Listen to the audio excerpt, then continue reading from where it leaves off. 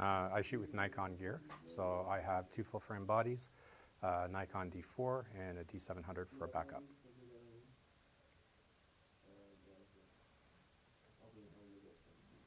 What is your opinion on mirrorless cameras?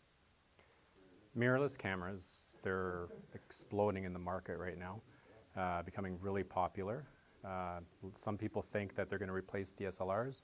I don't believe that myself, but I think that they do have a place for travel photography, and a lot of pros are using them for personal use, but I don't think that they're ever going to replace the DSLR.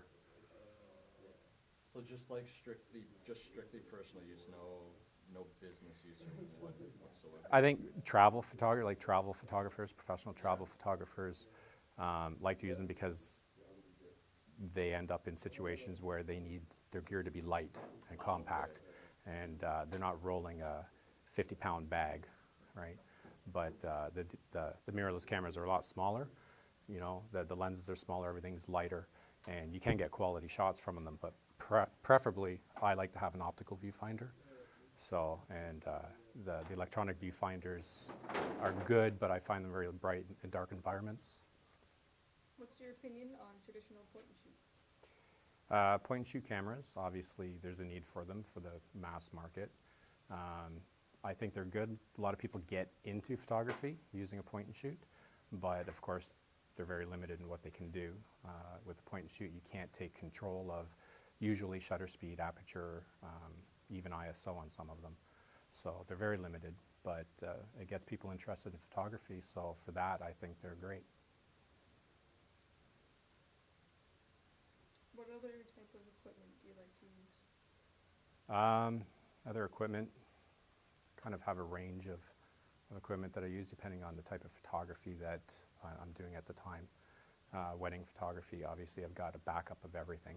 So 2 bodies, 2 lenses, 4 flashes, things like that, lots of batteries.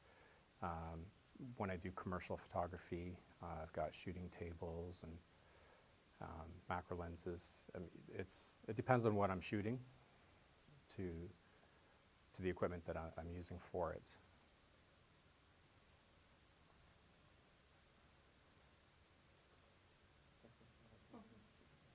And what are the challenges of using a DSLR? Challenges of using a DSLR, I mean, it's certainly just learning the capabilities of it.